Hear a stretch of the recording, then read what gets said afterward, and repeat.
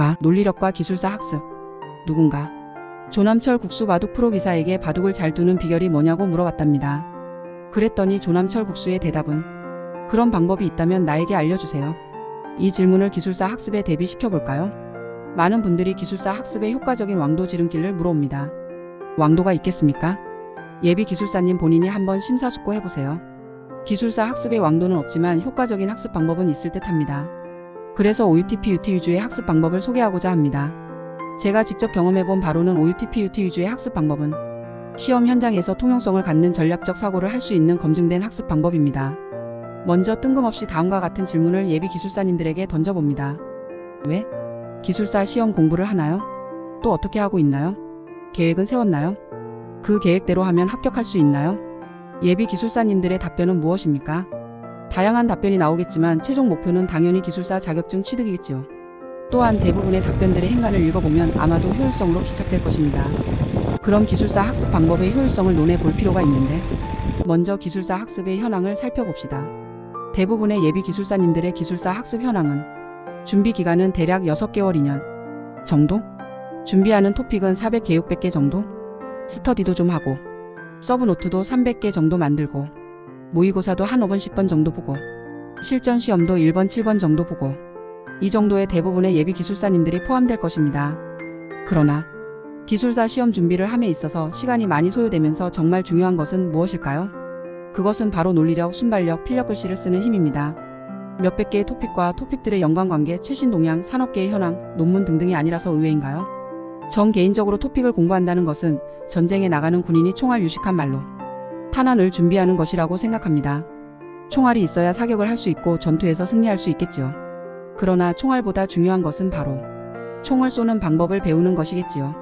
총 쏘는 법을 모른다면 몇백 개 준비한 총알이 무용지물이 됩니다.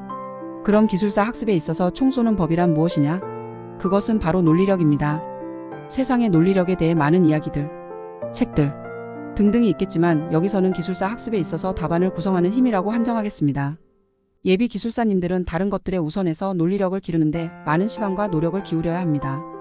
많이 알고 있는 것과 알고 있는 것을 표현하는 것은 별개의 문제이며 단시간 내에 길러지는 성질들이 아니기 때문입니다. 또한 논리력을 이야기할 때 포함되는 항목들은 아래의 몇 가지로 압축할 수 있습니다. 1. 문제의 출제의도 파악 정말 어려운 항목. 2. 파악된 출제의도에 따른 답안의 시나리오와 목차 작성. 이 정도만 준비가 되어도 답안 작성하는 것은 시간과의 싸움입니다. 필력의 중요성. 위에서 이야기한 논리력을 기르는 방법은 정말 많습니다. 회사에서 회의록을 쓴다던가 제안서를 작성한다던가 보고서를 작성한다던가 내가 회사에서나 문서를 작성하게 되었을 때 개인적으로 기술사 학습에서 가장 중요한 논리력을 기르는 방법이라고 생각하면 회사 일도 즐거워지고 문서를 작성하는 힘도 길러집니다. 일례로 똑같은 회의에 참석한 비슷한 경력의 후배 사원 3명에게 회의록 작성을 지시한 적이 있습니다. 작성된 3장의 회의록을 읽어봤는데 첫 번째 회의에서 나왔던 모든 말을 여과 없이 적은 회의록 일명 설사식 답안, 두 번째 회의에서 논의된 중요한 결정사항이 없는 회의록 항목 누락, 세 번째 회의 내용을 잘 요약하고 결정사항과 함께 향후 일정까지 기록된 회의록 베스트 답변. 이런 현상이 나타났습니다.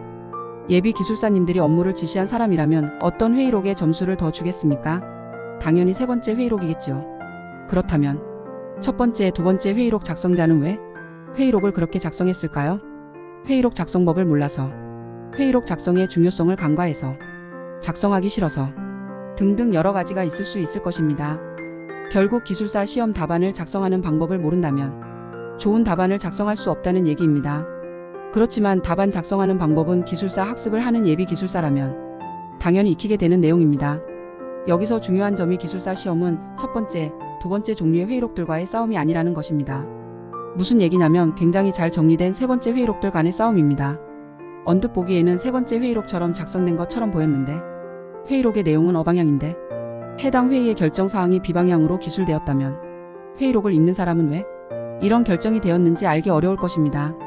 당연히 회의 흐름이 어방향이었지만 비결정이 된 내역을 언급해 주어야 합니다. 개인적으로 회의록을 기술사 답안을 잘 쓰는 한 가지 팁이라고 한다면 무엇을 누가 왜 어떻게 언제까지 어디서든 육하 원칙을 적용하는 것입니다. 다 아는 이야기라고요? 당연합니다. 모르는 사람만 모르고 누구나 알고 있는 내용입니다. 그러나 아는 것과 실천하는 것은 다릅니다. 아주 심플한 보고서를 작성하더라도 작성자가 자기의 이름을 걸고 작성한다면 그렇지 않은 보고서와 차별성을 둘 수 있을 겁니다. 이 주제를 기술하다 보니 출제의도 파악 방법, 차별화 등등이 함께 생각나네요. 아무튼 예비 기술사님들이 명심해야 하는 것은 논리력을 갖추지 못하면 기술사 시험에 합격도 없답니다. NEXT나 순발력과 필력,